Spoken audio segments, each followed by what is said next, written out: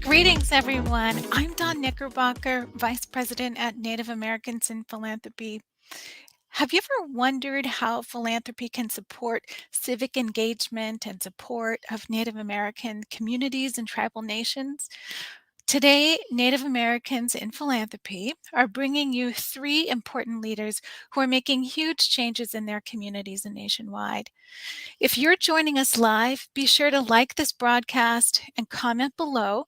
If you can hear me, I'd love to know where you're tuning in from. I want to send a warm welcome to everyone in this space. Thank you so much. I'll begin by telling you that Native Americans in Philanthropy is a powerful and growing network of Native and non-Native nonprofits, tribal communities, foundations, community members, and relatives and relations in the field. And this is a session part of our member education series, and we're holding virtual conversations representing a diversity of Indian country. So please do participate, ask us questions, and share this with others. We want you to introduce yourself in the chat. Hello, I see people joining. So today we're talking about a really important subject. Around the world and here on Turtle Island, billions of people are excluded from full participation in political, economic, and cultural systems that shape their lives. And when so many lack access to engage with their government and influence the decisions that affect their lives, policies fail to address their needs, and they favor instead those with power and resources, and it just deepens inequality. Philanthropy can do something powerful and has. And so today we're talking about civic engagement and what that means. I'll welcome to our broadcast today's moderator, Steph Poston.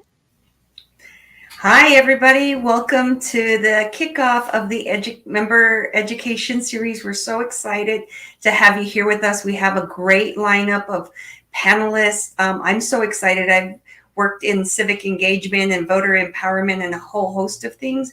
So we're really excited to learn more about what these experts are thinking and how we lift voter engagement and civic engagement in our communities. Well, thank you so much, Steph. I'll let you take it away. Absolutely. So with that, if we could bring up the slide, please. Civic engagement.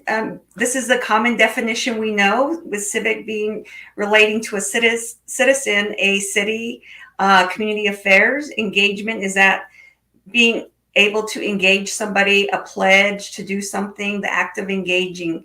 So the state of being in gear is another engagement. So with that, I want to hear from our panelists, and we will get to that, but this is just a general description of what we commonly hear is civic engagement, but I really want to hear that through a Native lens. But first of all, I'm excited to bring up the panel and introduce our panel. If we can first have up April, if you could. Hello, happy Thursday, everybody. We're coming into the end of August. My name is April Fournier. I use she, her pronouns. I am Diné, a member of the Navajo Nation, and currently coming to you from Portland, Maine, which is the ancestral territory of the Wabanaki Confederacy. I'm also the National Program Manager for Advanced Native Political Leadership and an at-large member of the Portland City Council, which we are the largest city in Maine, and I'm the first Native woman to serve on this council. So it's so great to be here. Thank you for inviting me. Thanks, April. Allie? Yeah, hi everyone. I'm Allie Redhorse Young. I am coming to you today from Farmington, New Mexico, which is Navajo land, and I am the founder of Protect the Sacred, and excited to share my story and experience with you all today. Thanks, Allie. Rio? Hi, everyone. My name is Rio Fernandes. I am an enrolled member of the lower Elwha Klallam Tribe, coming to you from Seattle, Washington. I am the Director of Civic Engagement with the National Urban Indian Family Coalition.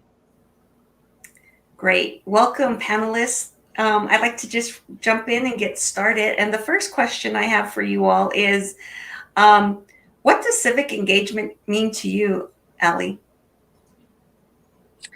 Sure.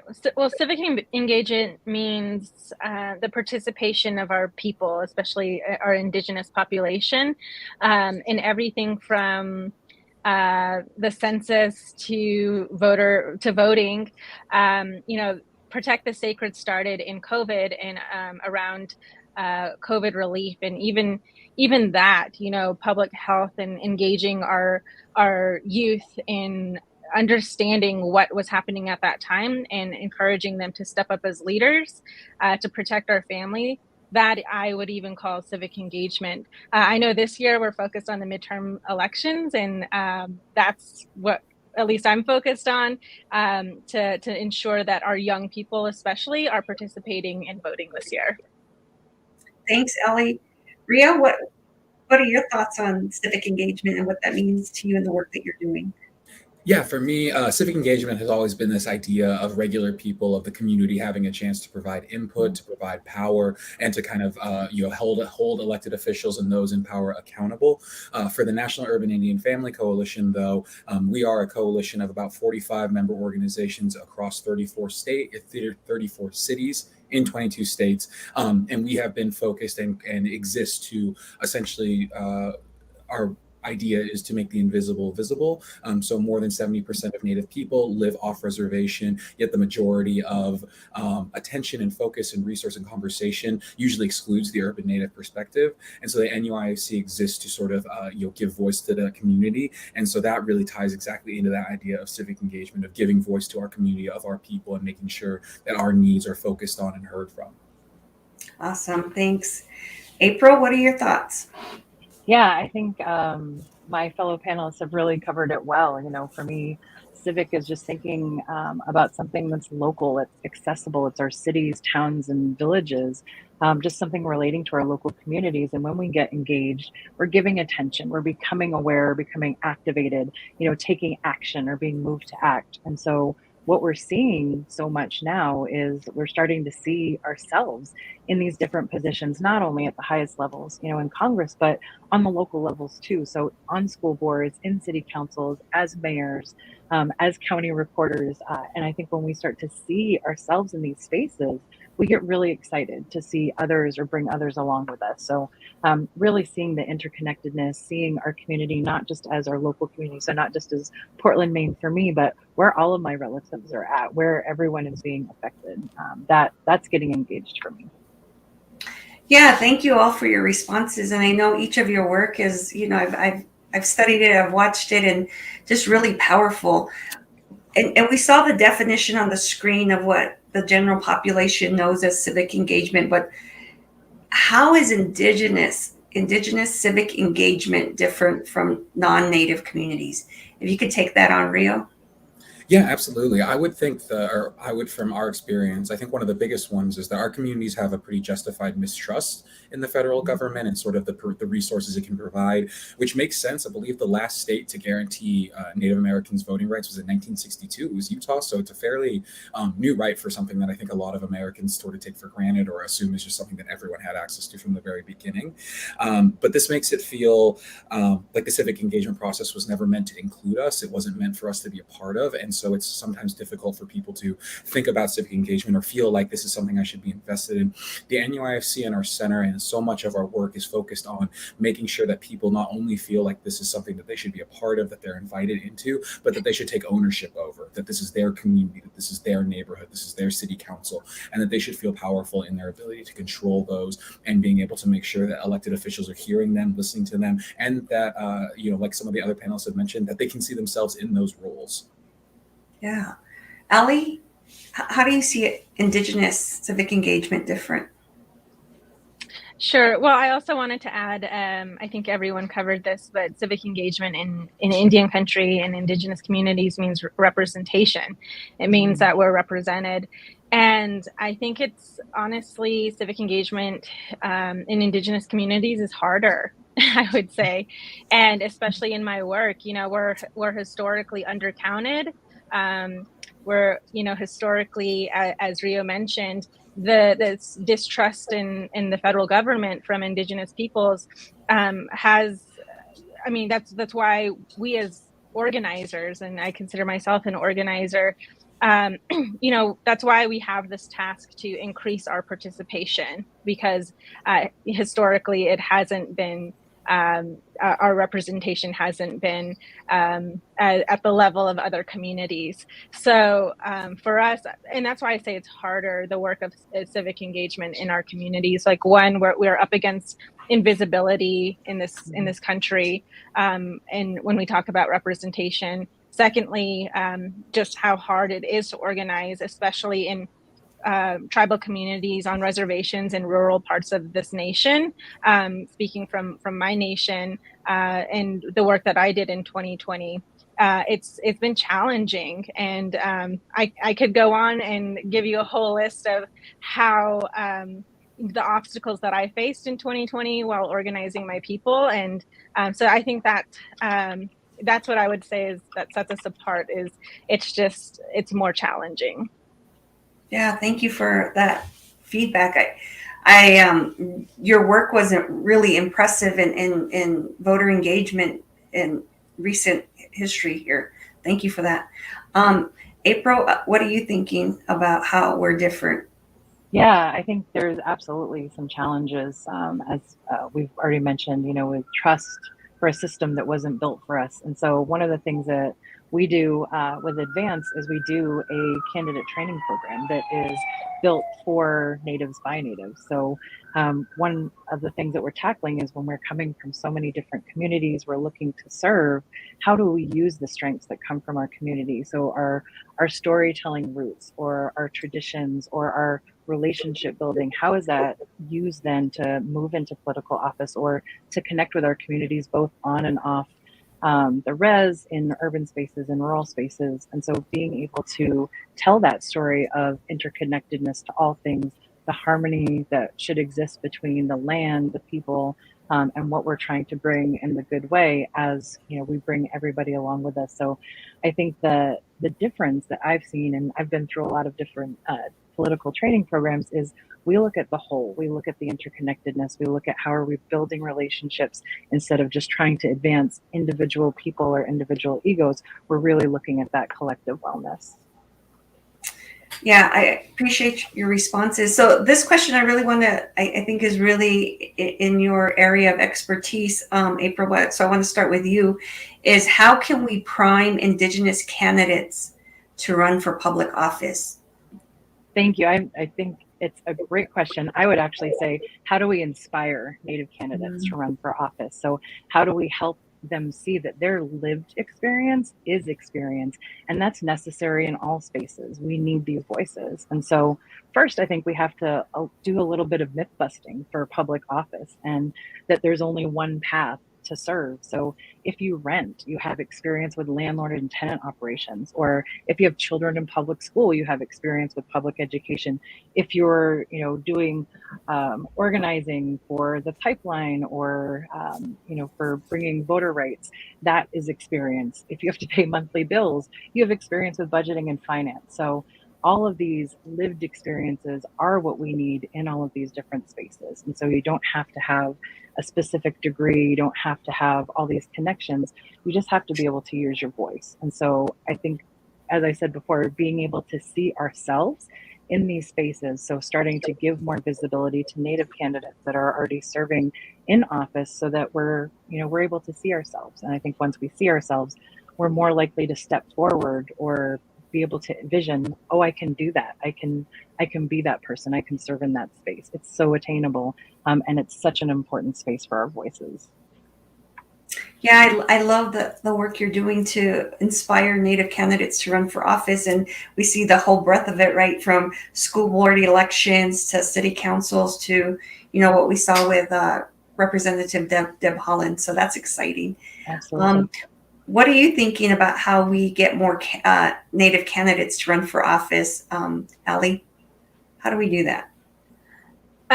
Yeah, I think it comes down to exactly what we're doing, civic engagement and encouraging participation. Something that we're doing at Protect the Sacred and Harness this year is presenting opportunities to young people about how they can get involved, whether that be helping to get 18-year-olds or 17 to 18-year-olds registered at their schools or in their communities. And even if they're underage and they're not able to vote this year, I think encouraging them to begin learning about this system, how it works, and how it can benefit our people, I think is a good way to start, and starting them out young and teaching them the ways, but also we talked about local, even getting involved in school boards, but I would say even tribal politics and Miss Navajo Nation, former Miss Navajo Nation, Shunding Parrish. I'm so proud of her.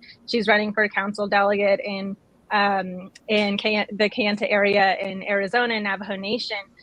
So I think just encouraging our young women to get involved, because it's so beautiful to see so many Native women out there running for office, and we need more of that. We need it on the tribal level, on the local, state, federal levels. And in my work, I'm always encouraging, especially when I hear feedback from young people about how this system wasn't designed for us, it's never worked for us, why are we participating in it? I say, look at what we've been able to accomplish in the last few years because of our participation, and it's about the long game. We're not going to see change overnight, but it's about our investment in the system. And the more that we show up, the more that we will see people who represent us and who will represent us. Yeah, that's awesome. I mean, just being able to get candidates to run for office, getting our people registered to vote, and then getting our people to the polls the days of elections, or utilizing all the tools available. So you all are I'm inspired again. Sometimes I feel like I don't want to knock on doors anymore, but this whole panel is like, we got work to do. Rio, what are your thoughts about how we inspire Native candidates to run for office? Yeah, I think for us at the NUIFC in particular, I think the thing I keep coming back to is how important it is to have a community already organized, already have a base of strength already built up. And so at the NUIFC, a lot of what we do is funding and providing resources to urban Indian nonprofits. So this is like the Kansas City Indian Center, the Native American Youth and Family Center in Portland, Oregon, providing those centers resources and help to already do that organizing work, so that when Native candidates are running, they already have a place that they can reach out to. And while these nonprofits, because they're nonprofits, aren't allowed to say, this is the candidate we support, or able to be partisan in any way, it is important that they can sort of be a community gathering space. They can be a community leader, and they can make sure that those Native candidates already have a space of strength and a community to tap into, especially because so many Native candidates aren't going to be coming from the traditional political machines that a lot of candidates already come from. And so it's important that we create those spaces for ourselves. We create the machine that we're going to be using going forward for ourselves. And I think that's a really big part of what the NUIFC wants to be doing. Awesome. Great. So when I always like to ask leaders, I've often asked my own tribal leaders here in my tribal community after they finish serving, if you had a magic wand, what one thing would you change to move the needle on Indigenous civic engagement? And I'll start with Allie on that one. If I had a magic wand, if I were Native Hermione, I would, one thing I would change to move the needle, I think I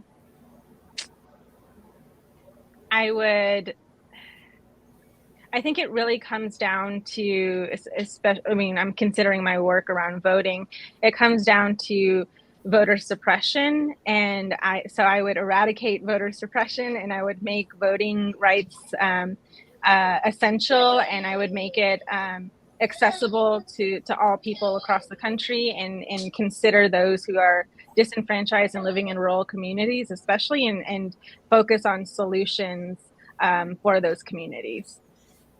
I love that. Thank you. April? I guess maybe I'll be the native Harry then to wave my wand. Love it. Love it. I think it's so important that as we do see organizations like us with Advance or other Native voting organizations, we exist because of funders. We exist because we're getting financial resources, and anyone who works in these areas know the year to year trying to make sure that we have that consistent funding coming in to be able to do this work is so critical. So I think if I were to be able to wave that magic wand, just having a real dedication and multi-year financial support for organizations that are building Native civic engagement infrastructure. As Allie mentioned, we need to be in this for the long game, and the only way we're able to compete, to be visible, and to have resilience to do the long game is to be able to have those financial resources. So it's definitely having the funds to be able to compete with these other very large political machines. We're on our way, but we definitely need that consistent support. Rio, what's that superpower? What's that magic wand? I've actually I thought about this for a little while, and it's something I came back to something that I've been obsessed about since I was in college, which is the idea of a constitutional right to vote, which we currently do not have. There's nothing in the Constitution that guarantees citizens the right to vote right now. Right now, the current system is set up where resident voters are required to prove that they should be allowed to vote, as opposed to a constitutional right to vote would flip that on its head, and the government would have to prove why an individual would not be allowed to vote for whatever reason. So I think that would sort of put the onus on the government. It would really empower a lot of people, and I think would strike down a lot of the worst offenses of voter suppression that we're currently seeing. I also wanted to say how this would help not only Native communities, obviously, it would help all disenfranchised communities, which again, because of something that I think everyone in this chat and everyone listening is aware of, when you're able to help a community, you're often helping the Native community as well. That sort of work cascades down and supports everything that we are doing. And so that would probably be the one. I've been obsessed with that idea since I was in college. So a constitutional right to vote. Wow, all great suggestions and creativity around making that happen. Certainly a lot of work to be done. One of the things that I've learned more about is the whole redistricting that happened here in our state of New Mexico. And if, informing more folks about that redistricting and how that impacts voting and a whole host of other things is really important to understand in our different states. So the next question is really important, and we, it's important for the members, the viewers listening. What can the viewers, the listeners here today, how can they support your work? And I'll start with Rio. Oh, absolutely. I think for us, the easiest one is following, kind of amplifying our work on social media. So urban Indian communities across all channels. I would also say for us, if anyone is aware of any urban Indian organizations that are already a part of the NUIFC, to reach out to us. We are online at nuifc.org. You can reach out to me directly, and we can start talking. The NUIFC is built and accountable to our member centers. And so any opportunity we can have to connect with more NUIFC potential organizations is something that we're always going to be looking forward to. But yeah, I would say doing that. And then if you are in an area that has an urban Indian nonprofit, you can go on our website to see a full list of the ones in our member centers to make sure you're getting involved with them if you're not already. Great. This is our chance, our call to action, right? So what are you thinking, April? What can viewers, listeners do to support the work you're doing? Awesome. Yeah, thank you. I think that help me wave that magic wand and help the multi-year funding happen for Native power building organizations. With Advance, of course, we have our Native Leadership Institute candidate training, which is coming up here in a couple weeks in mid-September, but we'll have more next year. So we have on our website at advancednativepl.org, you can actually nominate people that you think might be a really good fit for our program, or you can sign up yourself. But we have others who see leadership qualities in their peers or in their family members or in their friends. And sometimes you just need someone to ask you to step into these powerful places. And so if you can think of someone who you think should be in those spaces, nominate them. We love when the nominations come in too. We, of course, have newsletters that go out regularly. So just like Rio's organization and Allie's organization, signing up for information, staying connected. Don't let it just be a newsletter that sits in your email inbox, but make a real concentrated effort to be engaged, be a civic leader, be able to look at those updates and see how you can help on a regular basis. And then holding civic engagement organizations accountable. So if you have civic engagement organizations that are funding, different programs, make sure that they're including Native and Indigenous communities in their overall strategies and programs. Just make sure that we are on that list of, all these other well-deserving communities that are getting funding. And then, just if you know a leader, tell them they're a leader and help them see those qualities in themselves. Sometimes it just takes that one ask to be able to step into positions of power.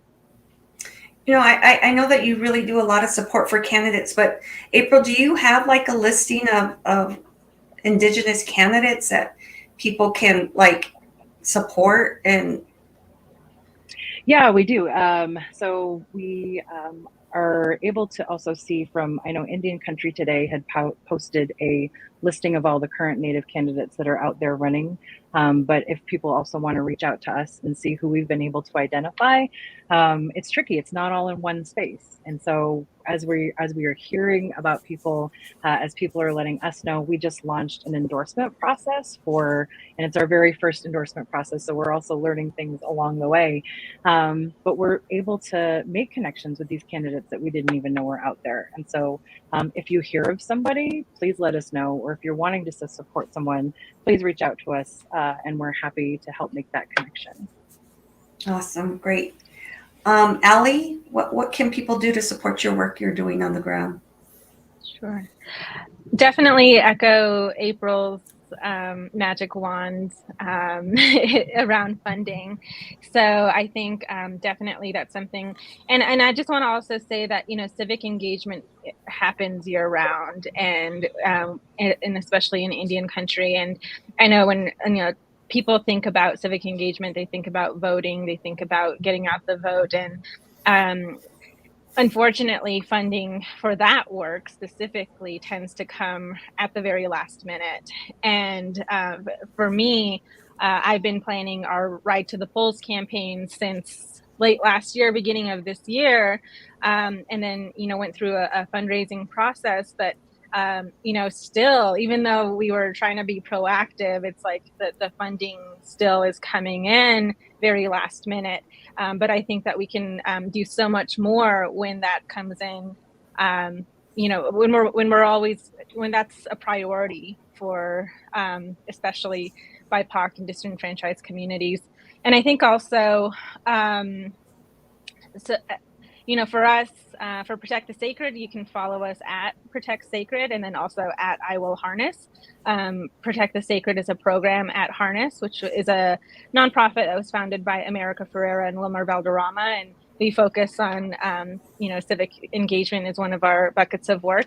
But we also, as I mentioned, we're leading our Ride to the Polls campaign this year. So follow along. It just launched almost 2 weeks ago with our Skate to the Polls.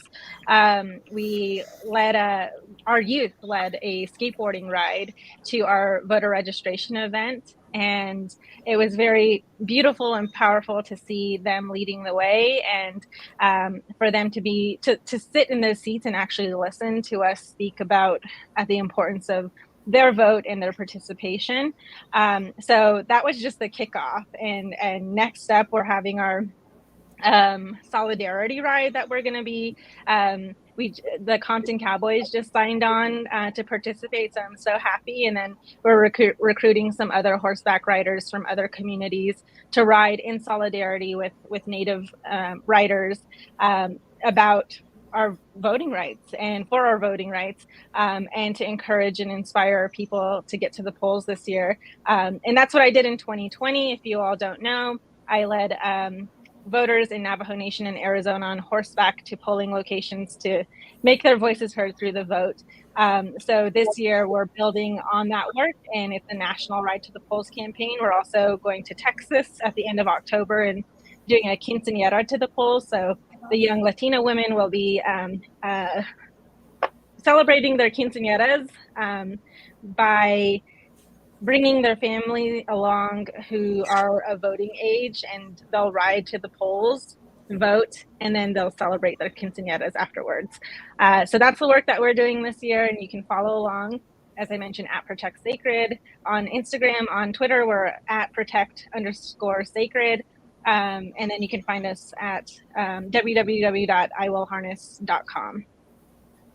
Wow, I just really love the way that you engage community, not only just our Indigenous people, but our other people of color, to really, collectively, people of color, if we come together, we can really make huge change that is long overdue. So I'm really excited to watch what happens. And if there's anything I can do to support, I'm happy as well to jump in and move alongside you to move some of these efforts forward. I'm going to take some audience questions. We have a question from Kevin who asks, some of the reservations cannot vote because some reservations don't have addresses for them to vote.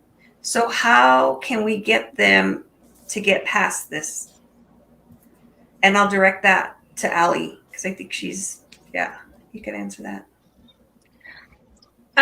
Yeah, that's part of voter suppression, and that has happened in many of our communities.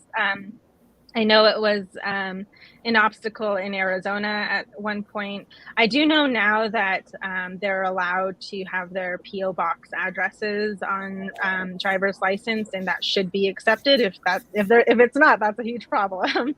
And those polling workers should be reported. But I think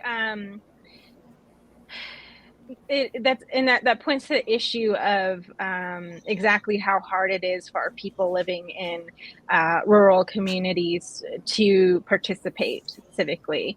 And I think Stephanie is one of those people who's worked many years on the front lines to ensure that our natives have the right to vote. And I think, so this work has been going on forever. And the work that I'm doing is on the shoulders of so many great people who have gotten us to this point where we're able to use our IDs that have PO box addresses on them. But I think there's so much more to go. And I think at this point, there's the infrequent drop boxes that exist in rural parts of reservations, in rural communities. There's also the infrequent polling locations, and so these are all of the things that I've been advocating for. There is infrastructure within our communities that exists and that work for our communities, because many of our communities participate in tribal politics and elections, and there's infrastructure for our participation. And I think that a solution would be to continue encouraging the federal government to tap into that infrastructure, because we know we're up against these barriers and these obstacles every day. So we have the solutions, and they should, hear us out. Great. Rio, did you have anything to add to that question from Kevin? Yeah, I don't. So the NUIC does not work a lot on reservation communities, so I don't have a lot of insight onto this. But what I was going to say is that each county, each state, they have Secretary of State's office, county election offices, county auditor offices, and that those are resources that you can reach out to. I know this is what we're talking about as a big example of voter suppression, but there are a lot of people in local government, in state governments, that do actively want to help the communities vote. And they are required, if you reach out to them, to try and find a solution for you. If you are an eligible voter and they say, well, you're PO box doesn't work. They're not allowed to say that no longer makes you a registered voter. They need to work with you to find a solution. And so reaching out to those county auditors, reaching out to those election offices, especially the ones local in your community, are really good. I know it varies state to state on the options, but I know some states allow you to use a library for our unhoused relatives as well, use those, or our cultural centers and stuff like that. So there are always other ways around these. I think one of the insidious parts of voter suppression is that it's not so much of like putting up a way in which you cannot vote. It's putting up barriers for people that are then going to look at it and be like, well, like I don't have time for this. I have a million things I need to deal with. I don't have time to drive all the way over there. And that's, that's the part that it's meant to do. It's not meant to just not allow you to vote. It's meant to put up barriers that break people's will and desire to vote. And so, staying committed on all that stuff. But county offices, state secretary of state's offices, those all have great resources. And if you can get a hold of someone, they are required to help you vote. They don't get to just tell you no if you're a registered voter. So that's about the best that's what I would think of. I think that's some great insight you added. Appreciate that. April? Yeah, I think just to build on that, I think the only other thing I would add is seeing ourselves in those spaces that do control the polls. I think a great example of seeing, a person who's succeeded into an office. So Gabriela Cazares-Kelly in Pima County, she's the Pima County recorder. So she saw before running for office that there was a disconnect between the Native populations in her county and having access to the polls, being able to consistently get to vote. And so she decided she was going to fix it. So she ran and became the Pima County recorder, which she is now. And she's enacted so many different protections, but also so many different ways to engage with the tribes. If you ever go online and see the stickers, like the I voted stickers, they actually have it in the Kauna Autumn language. So it says I voted, but it also says it in their native language as well. So I think it's making this process, again, engaged or easy to access or welcome for the tribes in places where we've not ever really been welcomed before. That's a huge step. And so being able to claim those spaces and, have control and have Native voices in those offices is so critical. So local office, I absolutely love our, congressional relatives, and they're incredible and doing such amazing work. But I think it cannot be understated enough that if we're going to see this real long game change, it starts really locally. And that is county recorders, secretaries of states, city clerks, city council. So it's all of these positions that we need to really have Native voices in. Thank you. So the next question that we have from the audience is from Lauren Ashley Buford. So that question is about any suggestions for engaging Native youth in early on, middle school, high school, before they can vote. And so Allie, you spoke to that early on. And so we could just hear from you a little bit more on that. Sure. Yeah, there are organizations out there. I mean, feel free to reach out to me. This year, we're leading our Native Youth Summit again. It's our second annual Native Youth Summit, where we will be specifically focused on voter engagement this year and how our youth can get involved. And we're planning to bring in all of the different Native organizations across the country, and also non-Native national organizations like When We All Vote, who they have an amazing program for schools, and they're very intentional about getting into those spaces where young people are that can get involved at an early age. So definitely the voting organizations out there, I would research. They're out on social media. And see what their programs are. And again, feel free to reach out to me. And if you have young people who you'd like to listen in or be a part of our Native Youth Summit, we'd love to have them.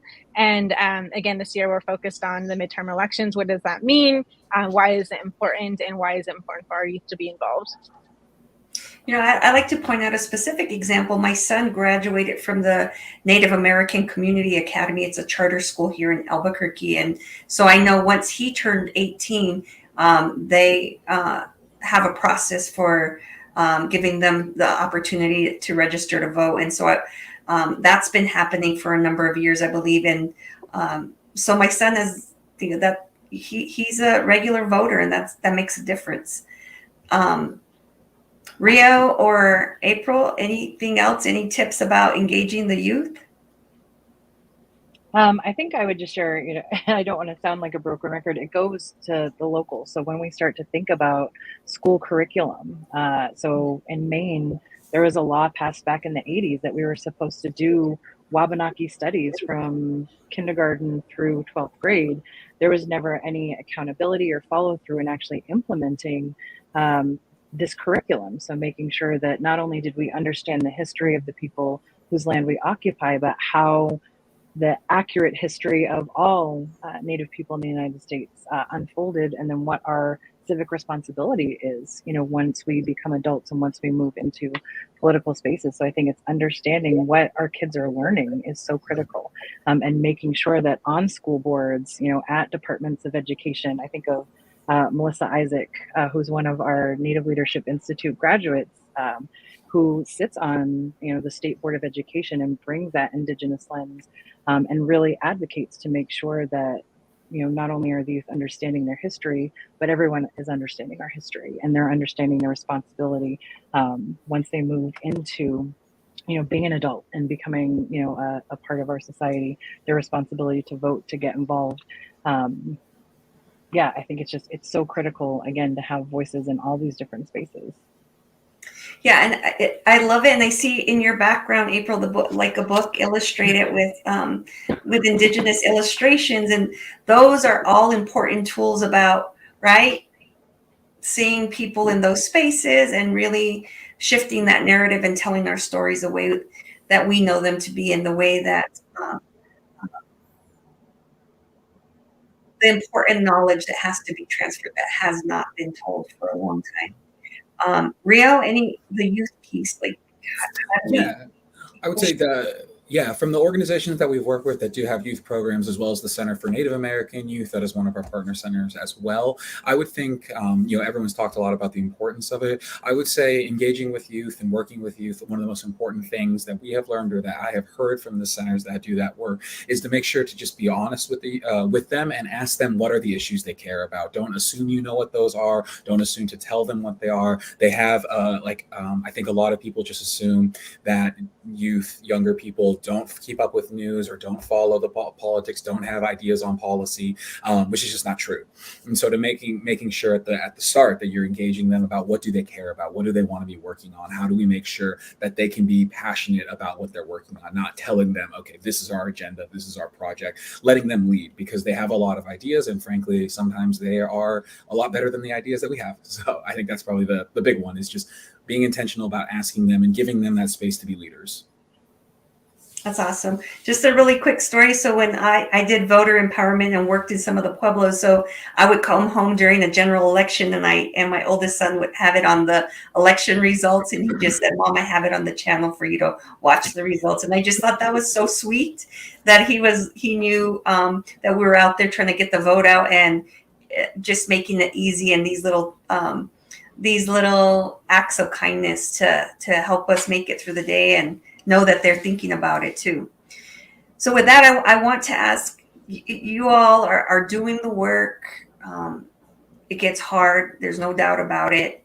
And sometimes, I've asked myself, is it all worth it? So how do you shield yourself from that compassion fatigue? And I'll start with you, Allie. Like, how do you handle that? It's definitely difficult. And there are times when I'm like, oh, gosh, there are other people out there doing this work. Why do I feel like this all has to be on my shoulders? But then it is very hard, because especially when it comes to work, to doing work in your community. And for me, it's like, I know the power of my community. I know what can happen when we show up and we're represented and we're participating. And so that for me is like what keeps me motivated and keeps me going, is because I know our power, and I want us to show the world our power. But to the question, how do I protect myself? I guess rest. I do rest after a big event like the one that we just had. I make sure I take some time, like 2 to 3 days, to just kind of like sleep and not answer any emails and things like that, because I think it's important. I think that we have to. We're all human, and we do get fatigued. And I think that self-care is very, very important in this work. And I've heard, I will sound like a broken record because I'm sure everyone's heard it here, but this kind of work is a marathon, and I think that we got to really keep that in mind. But I'm always inspired by my community, so that's what always keeps me going. I'm inspired by our power, so even though I have to take a break every now and then, when I get back into it, I'm refreshed and I'm motivated again. I love that. Thank you. April, how do you shield yourself from compassion fatigue? Oh, I think that it's so important. And I think we will all say, self-care is really important, but we're also all sometimes really bad about putting that into practice. So I think number one, the organization that you work for should recognize the compassion, the emotion, and the energy that we put into this work, and it's very hard work. And so I am incredibly fortunate that my organization builds in breaks to recognize that we are, often running at 100 miles an hour. We need to take a pause to be able to reflect on the successes that we had, the challenges that we had, and really talk and be honest with each other about what are we feeling as we start to hear that. When we do the Native Leadership Institute and candidate training, we're bringing in all of these individuals from so many different communities, from so many different backgrounds, and we start to tell, when we build like a stump speech, it's the story of you. That can get like really deep. And so we can talk about, our traumas, we can talk about the pain that we felt, throughout our journey, because often that is what inspired us to action. And so hearing that over and over and over again can certainly, weigh a lot on our hearts. So being able to, have those safe spaces where you can share that, but then have supports outside of this work that can hold you up, that can reinforce what you're doing, that can be kind of that compassionate ear that you can let it out and then be able to let it go, so that you can recharge yourself. But just like Allie said, it's a marathon, and the way that we train for a marathon, is we constantly are bringing in water, we're constantly bringing in energy, but then we're also having to set aside some of the things that are harmful because we know we're going to have to be going for a long time. And so I think it's really just, being able to have supports that can hold you up when things get hard, recognizing when you need to take a break because we can't operate at 100%. 24/7, 365. We need to have those downtimes, and recognizing when we are getting close to burnout, because once we get close to burnout, it's so hard to come back from that, to get re-inspired, to get re-energized. So recognizing those signs before it happens so that we can be really intentional about our breaks, about our restoration, to then be able to jump back in and do this work, because we are all so critical to the work. So we need to make sure that we protect ourselves. Wow, great insight. Rio? Yeah, something someone had mentioned a second ago. So before I had this job with the National Urban Indian Family Coalition, I used to work for a community action network, just knocking on doors or trying to organize the community in neighborhood blocks. You could go hour, 2 hours, 50 doors without finding anyone that's agreed with you or anyone that would support your organization.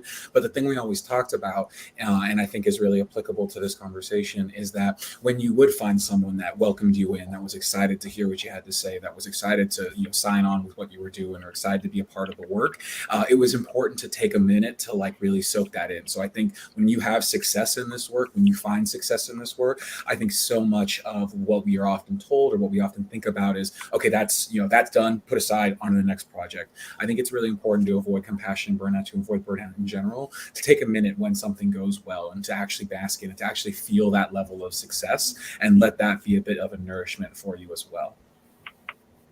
Great. I like that. I'm going to take an audience question here from Marisol. Her question is, I think as funders, we need to do a better job supporting tribal cultural traditions. Sometimes these traditional gatherings lead to building civic engagement and building community. April, what are your thoughts on that? I don't know that that's a question. I think it's it's absolutely a commitment that, you know, we are often so my mom was taken from the reservation, you know, in the 60s. And so she was given to white parents to raise in Southern California. So she grew up without her traditions, without her culture, without her family. And it wasn't until the early 1990s that she got reconnected to that. And so she wasn't able to teach us any of that. And so as an adult, we're both kind of reclaiming that together. And so what I'm so grateful for is my organization recognizes the opportunities I have that come up to be able to, you know, visit with my family as I'm doing a training in Albuquerque. I got to see my 93-year-old grandmother just a few weeks ago, which was such a gift. But you know, having opportunities to go and learn alongside other natives.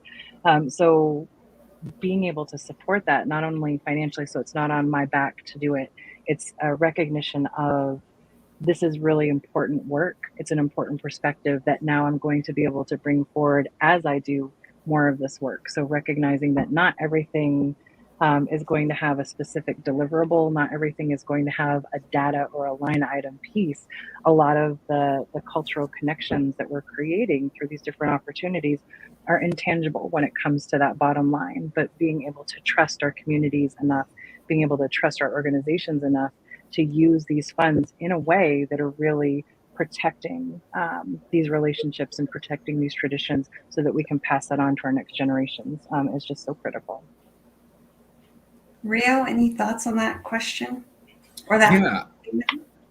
Yeah, I agree with that. I think it's spot on about like the importance of that work. I think one of the big appeals of the NUIFC, and one of the things when we talk to funders, when we talk about the work that we're doing with civic engagement and our Democracy's Indigenous initiative, is this idea that we can get funding directly to urban Indian organizations that are on the ground and know what the community want to do.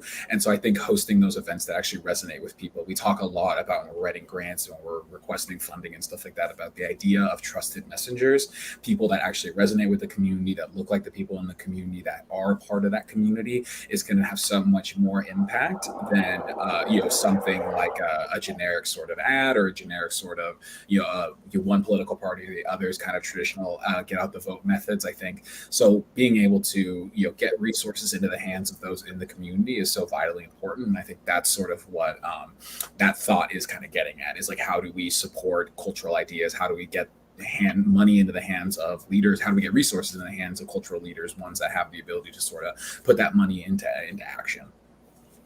Great. Allie? Yeah, definitely. I think and a part of our cultural traditions is storytelling, so I think that's also an important investment. It's storytelling is what I've used a lot in my own work and in 2020, and I think the work that I was able to do then is a testament to this thought. And I think that the reason that I chose horseback riding was because it is a very spiritual, traditional, holds that significance in my community in Diné culture, and I know in a lot of other Indigenous cultures. And I knew I needed to do something that would inspire our Native youth because of what I was hearing from them about not wanting to participate, and they had very valid reasons. But I said, no, I need to do something. And what can inspire them. And right now we're in an incredible time. I call it kind of like this cultural renaissance period where our Native youth have this burning passion and desire to reconnect, I think more than ever, to our cultures and our stories and our languages. And I knew that if I brought something to them, an action that was grounded in our culture, it would inspire them, and I think it did, and I think it worked. And we call horse riding horses and that synergy when we're on horseback. We call that horse medicine. And it's this whole, I would have to take more time to explain exactly what that is, but it's our connection even to the land, to the horse, to our own spirit. And it puts us in this incredible energy that's exactly what I wanted our people to carry to the polls. And I wanted us to think as we were riding in our sacred homelands, I wanted us to think about that and be in that environment and have those things as a reminder as we're sitting there voting and thinking about, who we want to bring into office and who will sincerely work with tribal communities.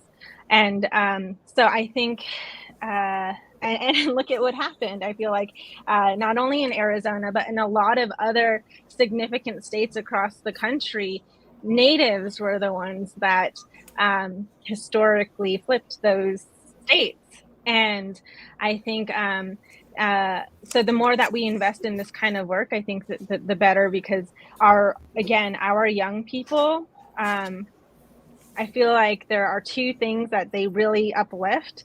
On one end of the rainbow or spectrum is our elders and our ancestors. On the other side, it's our young people and the next 7 generations. And I think our young people understand that, and they know that those two sort of demographics are what we they're revered in our communities. So when our messaging is about that, about honoring our ancestors who fought for our right to vote, so that we can protect the next 7 generations, I think they understand and they want to show up. And it's really also about creating joy. And we were talking about that. I think it's voting doesn't have to be boring, and civic engagement type of work doesn't have to be boring. I think when we're able to implement traditional practices or gatherings or things that celebrate our culture, it really does bring our people together, and we move more powerfully together in that way. And yeah, it's really about meeting our young people, especially where they are. That's why we did Skate to the Polls. We wanted to tap into something that brings them joy. So I think that's really what it's about, is celebrating who we are as a people. And we all want to represent our communities. Like, we show up and we're like, let's show up and represent. So there's a lot of power in that. I love that. I love how you say that civic engagement doesn't have to be so stiff and boring, but that there's joy in it, and there's something on the other side of that to be had, and that engagement really makes a difference. In working with some of the pueblos, I know at some points we had poster contests with the youth about voter engagement, and that really brought their parents, their siblings, and their grandparents to take an interest. And they had such amazing creativity, imagination about what voting meant to them. So I'm all about that, creating joy around civic engagement. It doesn't have to be boring. We could do some fun things around it. So here's another question, and I think this is really important. Oftentimes in broadcasts and the report outs, we're classified as something else, which even just saying that just is upsetting. How do we address the issue of erasure? And start with you, April. Thank you. And I'll just repeat the question. I know your audio is going out just a little bit. So the question was, what about the issue with something else? So how can we address the issue of erasure? And I think all of us were, I think, a little taken aback, but not entirely surprised when that graphic showed up on CNN, listing out, the different race and ethnicity categories, and we were something else. And I think it's something we're, not entirely unfamiliar with. So I think the one of the things Allie mentioned is there's this cultural renaissance happening. And I think it's just really incredible. We see it happening in media. We see it happening in entertainment. We see it on now the pages of Vogue and in Style. We see, of course, we are starting to take some of the highest offices in the nation. So I think the important part here is to keep it going. So not to let this moment in time just be a moment in time. It needs to be this, snowball that is just building to, I don't want anything that's too destructive, but an avalanche in a sense, where we truly are starting to cover all of the bases. We're starting to cover all of these areas of visibility, politics, sports, entertainment, civic engagement, education, medicine, really being in all of these spaces, because there is just such a critical lens in which we bring with our generations of knowledge, whether it's about the land or about our relationship to food and the plant medicines that we have, or just how we run our own societies, how we have our own governments, how we work, within our tribes to build knowledge. I think as we're, training more people to run for office, as we're getting more people to the polls, there really is this power building that's happening. And so it just can't be a moment in time. It's up to really, truly all of us, whether it's driving your grandma or aunties to the poll. I used to play roller derby for a few years, so the skating to the poll sounds like a great idea to me. But it's really keeping this visible. So, maybe the only thing you can do is share an event, on social media, because that's all you have the capacity for. But that's one person that's doing it. So if we, can have more and more people doing that, keeping things visible, this is going to be the marathon that we hope it is. Thank you so much, April. And for our audience, just so you know, Steph had a little bit of mic problem, so we'll just continue on with this question here. I'd love to hear from Allie, and thank you, April. That was brilliantly said. The question was about the issue with something else and how we can address this issue of erasure, in your opinion. Allie, what are your thoughts? I agree with April. I think it's just continuing the momentum that we're seeing, and I think also we can't rely on those corporations and networks to correct this, right? I feel like our voices are becoming louder and louder as Indigenous peoples, and I think we're the ones. I mean, even when that happened, like you could log on to Twitter and the native Twitterverse, and everyone was going off about their opinions on this. And I think we have such powerful voices, and social media is our megaphone. And I encourage our advocates, our scholars, our young people who have something to say to continue to disrupt that narrative, and to make their voices heard. And I think there's space, especially now with technology, where our young people, I'm seeing them speak up in really creative ways on TikTok, Instagram Reels. So I just encourage that. I mean, TikTokers, like, that's a full-time job now. And I think, many of our own young people are heading in that direction and really taking over. So I think, erasure is a real thing, and it's something that that we faced for a very long time as Indigenous peoples. And when it comes to me, I mean, look at around the same time as when Rick Santorum said the things he said about Indigenous peoples, and we created a movement around that to remove Rick Santorum, and it happened. And so we have power. And I think that we have to remember that, and we just got to keep pushing forward. We got to keep pushing our stories forward, and our traditions and our cultures that are infused in our stories and in movement building. Well, thank you so much for that, Allie. That was so important. I'm going to check really quick with Steph to see how is your mic doing now, Steph? I think I'm good to go now. Okay, awesome. Thank you for covering. Appreciate that, Don. So the next question is a great question from Gwen Carr in the audience. Do you ever have anything to do with the political parties, and how does that work? And I'll start with Allie. No. My I think all of us here we're national nonprofits or nonprofits in our communities, 501c3, so we are nonpartisans. As an individual, sure, but in my role as founder of Protect the Sacred and representing my organization, we stay away from supporting any political candidates. Okay. Rio, what are your thoughts on the political parties and how you address that?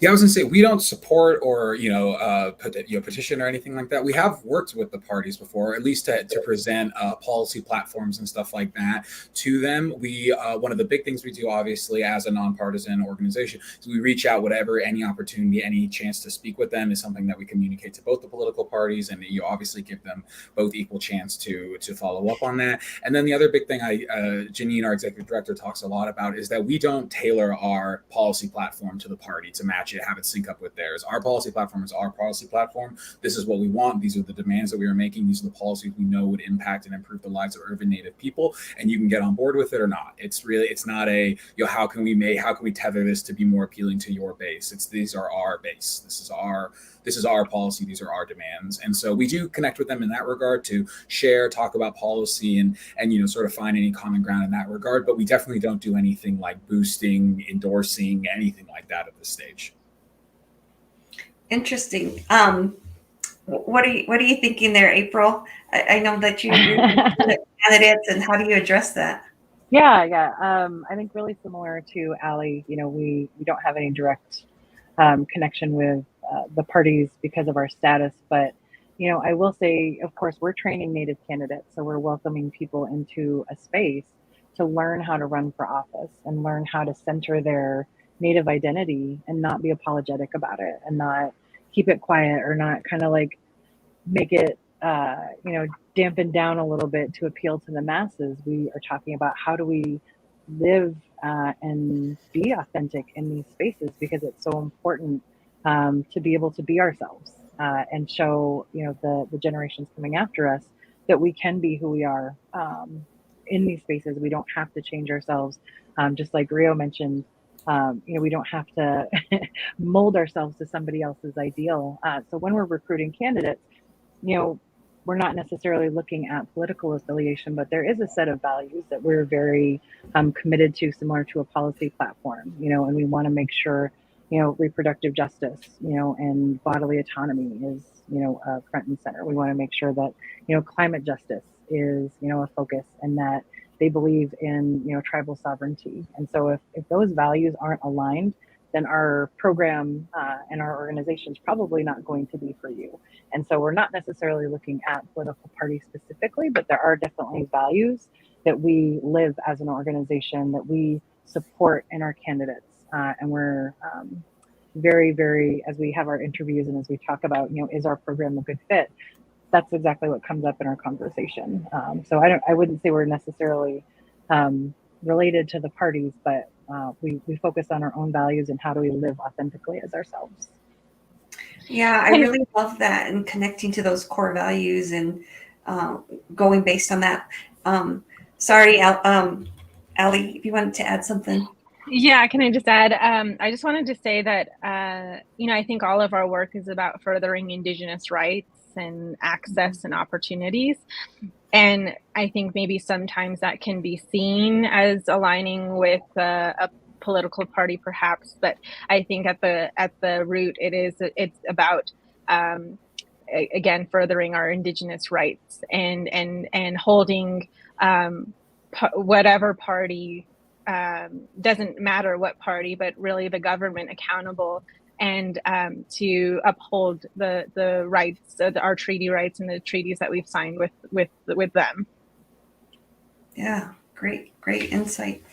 As we start to wind down and we this session ends and we reflect, what's one thing that you might ask us to do, one simple thing that we could do to take action to really support this movement in civic engagement? And I'll start with you, Rio. Like, what's one thing we could do?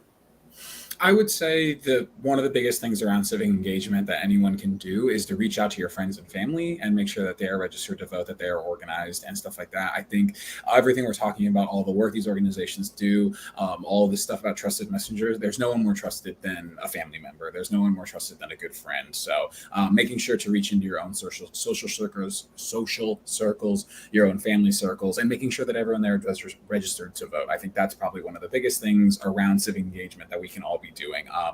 Our organization, the work that we're doing, we're trying to reach as many people as possible. But at the end of the day, reaching out to your brother, reaching out to your sister, reaching out to your auntie, reaching out to your uncle is going to be more impactful than anything our organizations are able to do. So making sure to view yourself as someone that can make an impact, viewing yourself as someone that can become an organizer. So that would be the first one I would think of. April? Yeah, I absolutely agree. I think I remember growing up, and politics and finances are something that were private. We didn't talk about them, which I think creates some real harm because there is distrust. People don't know, what to expect. And so I think having conversations, being a trusted messenger, talking to, I have a 21-year-old and a 19-year-old. And so the first thing they did as soon as they turned 18 is we went down to the DMV, we registered them to vote.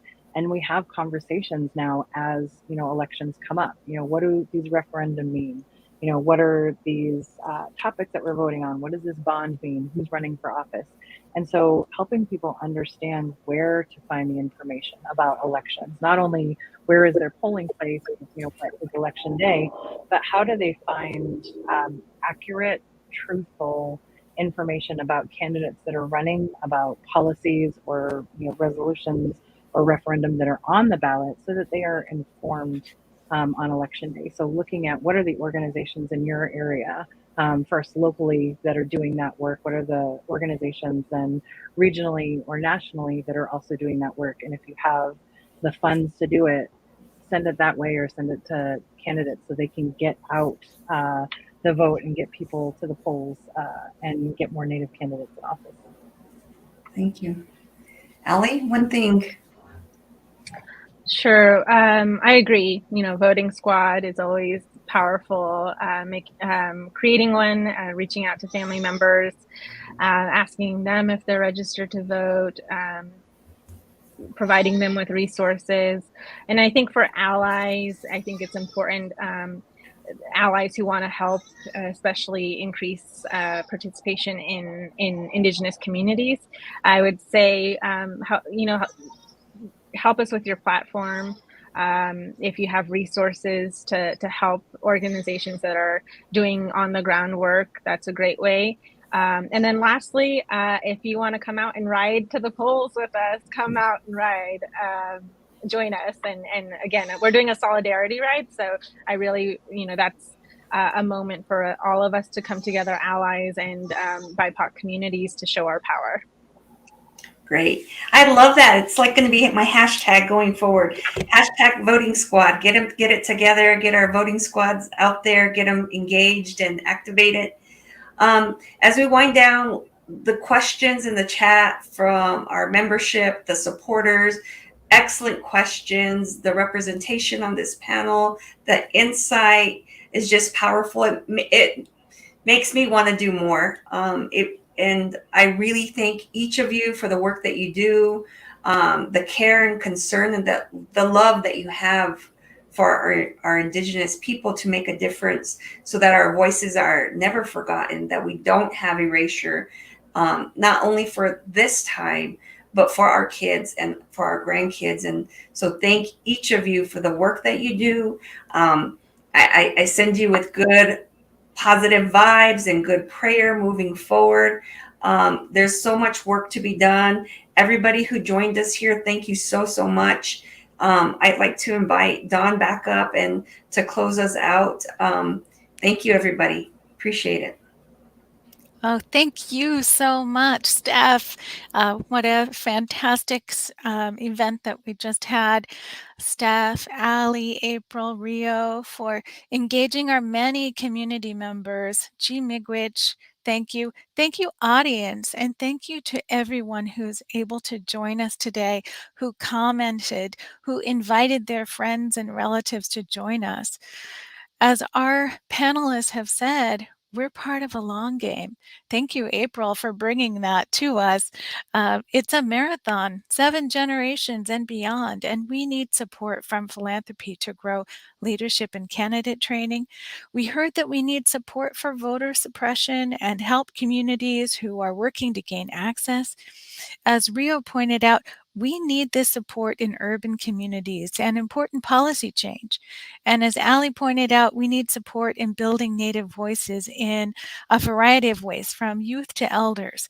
And voter engagement is just as vital as representation. There are many stories to tell. As all of our panelists pointed out, and as Steph pointed out, our values as Native people are vital to continuing this work and protecting our Indigenous cultural traditions. It is good medicine. For philanthropy and those who have resources who are listening, we heard that we need multi-year funding to support leadership development, that civic engagement happens year-round, especially in Indian country, and this is more expansive than just getting people to the polls. For our Native relatives who are watching, we hope this was good medicine for you today, and we are centering our Native perspectives to be who we are. We also heard that we need Native people to nominate each other, to step up, and that philanthropy has a role to play in supporting engagement and long-term relationship building, making connections with our candidates as well. From our perspective here at Native Americans in Philanthropy, we want our panelists as organizational leaders to have a strong relationship with funders. Building trust and getting money into the hands of leaders is so important. When building large coordinated movements, such as the ones that you heard about here today, to raise and support civic engagement requires flexible investments into an ecosystem of diverse organizations that can support grassroots movements and reframing of issues, building coalitions, advocating for more funding, and pushing for policy change. And that large scale change requires capacity led by Native people. Our call to action for you is for you to build that relationship. You'll be receiving a follow-up email if you are a member of Native Americans in Philanthropy to get in contact with these partners here that you heard from today so that you can have direct access to these important organizations. Thank you again for everyone for joining us. These sessions are designed for Native Americans in Philanthropy members and guests working in philanthropy. And as we go forward, we are going to focus on how philanthropy can operate differently and center our diverse Indigenous perspectives and values. Our next event will be September 29th at 1 p.m. Eastern Time with a discussion topic on boarding schools. Again, thank you. Finally, I say, remember that you'll be receiving an evaluation. Please take time to share your thoughts. It only takes 3 minutes, and it really does help us improve these types of events. Thank you. Miigwech to everyone.